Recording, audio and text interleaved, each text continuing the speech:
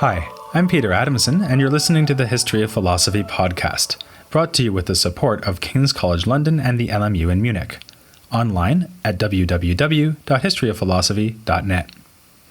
Today's episode: It's the Thought That Counts, Abelard's Ethics. I was recently at a gathering of historians of philosophy. Yes, that's the kind of jet-set, exciting life I lead. When someone made a general observation about medieval philosophers. Someone else mentioned Peter Abelard as an exception. The first historian replied that Abelard doesn't count because he was not a medieval philosopher, but a modern philosopher who time-traveled to the medieval age. And indeed, when you read Abelard, you notice how easily he would fit into a modern-day department of analytic philosophers. All the traits are there: the sardonic tone of voice, the confidence in his own sharpness of mind, the bold and original theoretical claims, and the relentless defense of those claims by anticipating and undercutting all possible objections. Like modern-day philosophers, Abelard loved to work with examples. The more vivid and thought-provoking, the better. Here are just a few, drawn from his writings on ethics. Two men want to build a house to serve the poor, but only one of them can do so because he is wealthy, whereas the other is himself destitute. A servant is pursued by a lord who has lost his mind and is forced to kill him in self-defense, even though the servant's act of insubordination will certainly bring terrible consequences. A monk is trapped in a bed with a group of affectionate women and cannot escape sexual pleasure as a result. A poor woman smothers her own baby by rolling over on him in the night. Or, if those examples aren't controversial enough for you, what about the men who were adamantly convinced that it was morally right for them to execute Jesus Christ? Just as the story of Abelard and Heloise needed no introduction, so Abelard's use of examples is hard to improve upon, and I won't be replacing them with scenarios about giraffes or classic film stars. In fact, I'm even more tempted than usual to tell you to forget about listening to this podcast and just go read Abelard instead. Well, that might be going a bit far. The best thing is if you do both. The work I recommend to you is called the Ethics, or alternatively, Know Thyself, and it makes use of all the examples I just mentioned. Let's start by considering the case of sponsoring a house to shelter the poor. I think we can all agree that this is a good thing to do. But what exactly does the goodness consist in, and where is it to be located? The answer seems obvious. The building of a poorhouse is a good thing, which is why we praise the sponsor who arranges for the house to be built. The same would be the case with a sinful action. For instance, if someone commits adultery, we blame him for doing so because engaging in adultery is wrong. Apparently, then, it is actions that are good and bad, right and wrong. So it is by performing actions that people are good and bad, righteous or sinful, praiseworthy or blameworthy. Abelard denies this, however, and with his example provides a powerful reason for doing so. He asks us to imagine not one, but two people who want to sponsor a poorhouse. Abelard doesn't give them names, so let's just call them Groucho and Harpo. You have to let me have a bit of fun. They are equal in their moral zeal, their sympathy for the plight of the poor, and their desire to do something to help the indigent. Both of them decide to have a poorhouse built, but with differing results. In Groucho's case, everything runs smoothly, but poor Harpo is robbed by a thief before he can donate the money, leaving him unable to sponsor a dollhouse to shelter church mice, never mind a real house to shelter people who are as poor as church mice. Now Abelard asks us, do we really give Groucho more credit, morally speaking, than Harpo? The only reason Groucho has the house built and Harpo does not is that Groucho can do so and Harpo cannot. But this seems to be a matter of luck, not of moral character. What this shows is that the action, in this case sponsoring the house, cannot actually be the thing we care about when we are considering right and wrong. Abelard has a battery of other examples to prove the same point. Suppose that Chico and Zeppo are judges, who both condemn men to be executed. The two condemned men really are criminals who deserve to be put to death, so in both cases the judgments can be considered just.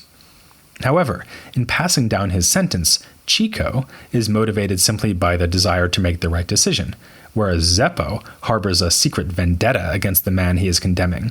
He would have sentenced the defendant to death no matter what. Even though our two judges performed exactly the same action, it seems clear that Chico has done right, whereas Zeppo has done wrong. Again, we see that actions in themselves are not morally decisive.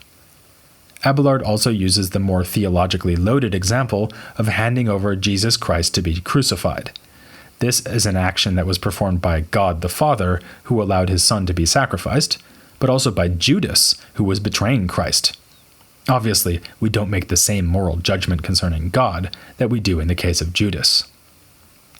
Actions by themselves, then, are neither good nor bad. So we need to look somewhere else to find right and wrong. An obvious place would be the desires and motivations that bring people to perform their actions. Think of the examples we've already considered. The reason we admire both Groucho and Harpo, it seems, is that both have the right sort of desire, namely to help the poor. It's just that being poor himself, Harpo can't fulfill this desire, whereas Groucho can. And the reason we admire Chico the judge and not Zeppo is that Chico is genuinely trying to pass down the right verdict, whereas Zeppo is motivated by revenge. Likewise, Christians admire God the Father but curse Judas because they believe God gave his Son for the sake of redeeming mankind, whereas Judas was motivated by greed and resentment. Plausible though this may seem at first blush, it is problematic to say that motives and desires are the proper objects of moral judgment. After all, can you really be blamed for having wicked desires, the sort of motivations that Abelard calls a bad will? Perhaps you are powerfully tempted by opportunities to overeat, betray your friends, and cast aspersions on the Marx Brothers. But we wouldn't and shouldn't judge you harshly just for having these desires, so long as you manage to resist them. In fact, Abelard goes so far as to say that it is more admirable to avoid sin when temptation is powerful. It's easy to avoid wrongdoing when you have no urge to do wrong. The difficult thing is resisting sins you would very much like to commit. This is why we admire those who struggle against their own bad wills and prevail, more than we admire those who have no bad will in the first place. Indeed, you might wonder whether someone who is just lucky enough to have a good will is admirable at all. If you are simply the sort of person who gets a kick out of helping old ladies across the street and volunteering for charities and never feels the compunction to do anything wrong, then we might describe you as fortunate rather than morally outstanding. Abelard is putting his finger on a deep philosophical quandary here, one that is often framed in terms of a contrast between Aristotle and Immanuel Kant. Aristotle was convinced that virtuous people take pleasure in doing virtuous things and have a strong desire to do so, in part because they have the habit of acting well and people enjoy whatever is customary for them. Kant instead is going to argue that people must be acting out of moral duty if their actions are actually to count as morally good. If they happen to desire and enjoy virtue, that's fine, but it has nothing to do with morality. Abelard is an important forerunner of Kant's position in this controversy. In fact, he seems to be suggesting an even more radical view than Kant's, namely that you must have bad desires and resist them if you are to be rightly congratulated for being virtuous. As Abelard puts it, people who are born with a tendency towards sinful lusts have been given material for a fight, so that victorious over themselves through the virtue of moderation, they might obtain a crown. Though he doesn't quite come out and say so, it seems that for him, the most admirable people would be the ones who have the worst desires, while managing to prevail in the struggle against those desires. While this aspect of Abelard's moral theory is, to say the least, open to dispute, he has an almost irresistible argument against the idea that desires and motivations make all the difference between good and bad. This is that people sometimes do wrong while acting against their desires. As usual, he offers a vivid example. This is the case of the servant who kills his feudal lord in self-defense. It's certainly something he would not want to do, given the reprisals that will certainly be meted out to any medieval servant who kills his lord, but he does it nonetheless, because if he doesn't, his lord is going to murder him instead. Of course, usually when people sin, they are acting on a sinful desire, but this example shows that that can't always be the case. Perhaps then we could say something slightly different, namely that the sin consists in enjoying a wrongful action. The servant example is unusual in that it is a case where such an action is committed reluctantly, but usually people take pleasure in wicked behavior, so it might be this reveling in sin that marks people as sinful. But yet again, Abelard argues that this cannot be right. It's here that he gives his example of a man who has taken a sincere vow of chastity, but who is chained down and forced to enjoy sex with women. As we know from Monty Python and the Holy Grail, this is the sort of thing that happened from time to time in the Middle Ages. Again, it's hard to argue against Abelard's point once he has given you the example. Clearly, there is a difference between sinning and taking enjoyment in sinning. So now we seem to be stuck. If morality isn't a matter of which action you perform, nor a matter of what motivations lead you to act the way you do, nor a matter of taking pleasure in wrongdoing, then where do the wickedness of sin and the righteousness of virtue reside? Abelard's answer is that they lie in consenting to a desire, in other words, in forming an intention to act in a certain way. Consider again the man who is chained down and forced to abandon his chastity. Don't worry, or for that matter, get your hopes up, because this won't be getting graphic. The reason he is not to be condemned for the sinful activity that ensues, or for the pleasure he gets out of it, is that he has not consented to what is happening. If he were released from his chains, he would immediately flee from this temptation. His case, then, is entirely different from that of someone who intentionally breaks a vow of chastity. In light of this observation, we can now see that there are 4 stages involved in any action, whether sinful, virtuous, or morally neutral. First, we have a desire, or will, that motivates us to perform the action. We do not necessarily have any control over whether or not we have a certain desire. We may simply find that we have it. What we can control is whether or not we consent to a desire, as opposed to resisting it. Giving consent, then, is a second stage, which consists in forming an intention to act on the desire in question. Then, the action itself is a further third stage. Just as the desire does not guarantee consent, so consent to the desire does not guarantee acting on it. Something might prevent the action from occurring, as when Harpo's poverty stops him from performing an act of charity. Fourth and finally, if one does succeed in performing the action, there will come the results of acting, which could include taking pleasure in sin. Abelard's theory, then, amounts to the claim that morality has to do only with the second stage of consent. Good and bad lie with the intentions we form, not the desires we have, the actions we perform, or the pleasure we take in them. Like any interesting philosophical claim, Abelard's idea not only has some good arguments behind it, but also some difficult objections to face. The most obvious one, perhaps, is this: what makes good intentions good and bad ones bad? The natural thing to say would be that an intention is good if it intends a good action, and bad if it intends a bad action. But Abelard is telling us that all actions are in themselves morally neutral. So it can't be, for instance, the sinfulness of committing adultery that makes it wrong to intend to commit adultery. Rather, it must be the other way around. Whereas Abelard's position so far has, like his writing style, been one that would not be out of place in contemporary philosophy, his solution to this problem is one that strikes a more medieval note. He thinks that sinful intentions are the ones that show contempt for God by consenting to desires that God wants us to resist. Conversely, good intentions are the ones that would please God, though we don't hear much about these because Abelard's Ethics breaks off just after the start of the second book, which was planned to cover goodness. This does not mean, though, that Abelard is telling us that morality is just a matter of following biblical commandments. Though he doesn't say much about this issue, he seems to think that natural reason is capable of discerning good from bad, that is, of telling which desires ought to receive our consent. So, he is convinced that pagans, especially pagan philosophers, were capable of virtue. And, historically speaking, Abelard is right to claim common ground with non-Christian thinkers. His ethical theory is similar to one we saw a long time ago in the Stoics.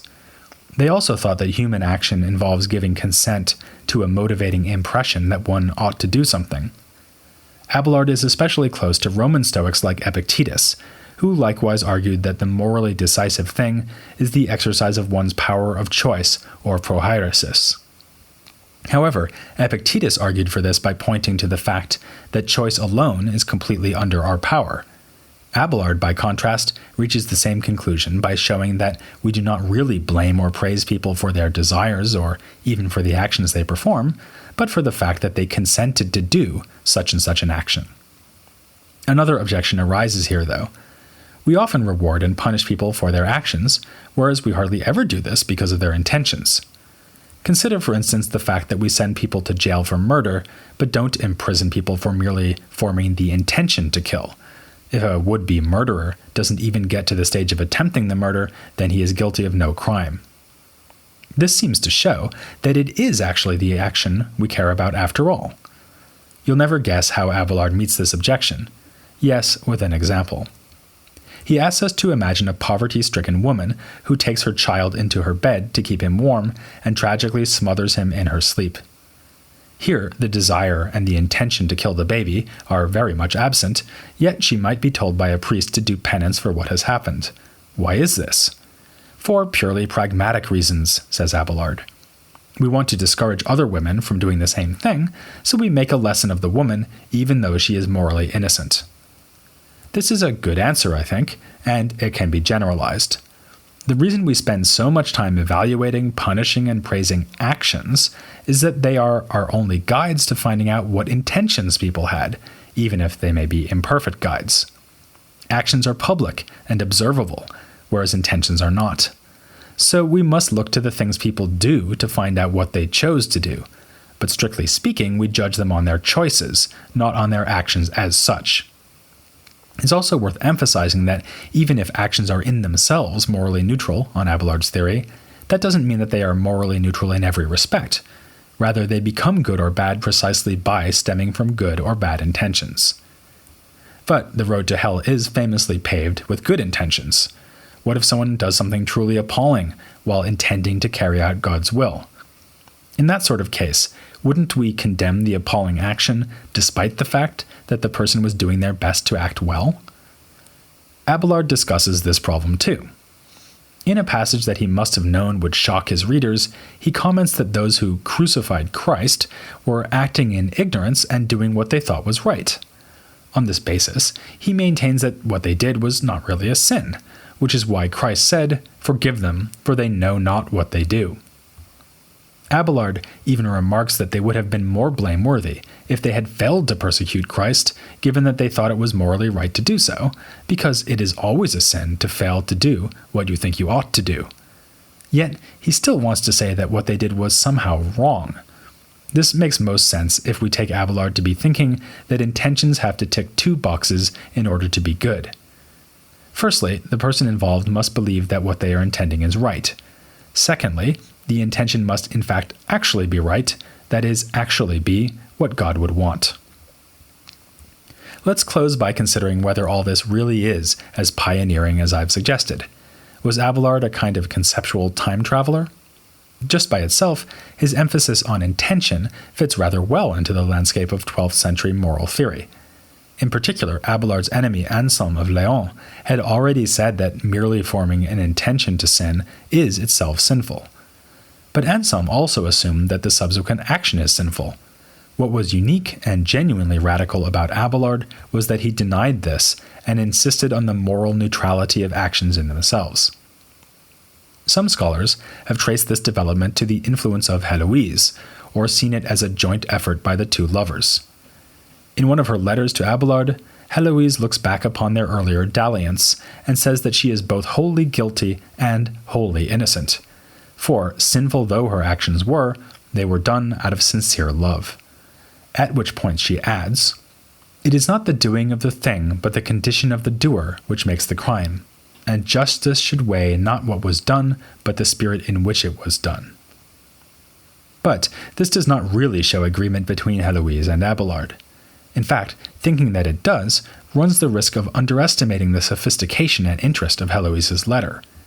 She sees her former self as illustrating the paradox that someone can do wrong precisely because of a motivation that is itself good, namely love.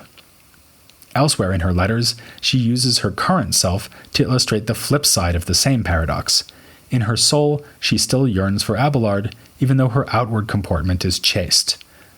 Where Abelard insisted that good actions become good because of their good intentions, Heloise insisted that an innocent soul is compatible with exterior sin, while a tormented soul may lead an outwardly blameless life. We should not fall into the trap of thinking that Heloise's interest as a moral thinker is exhausted by the impact she may have had on Abelard. medieval women could have minds of their own, and Heloise certainly did.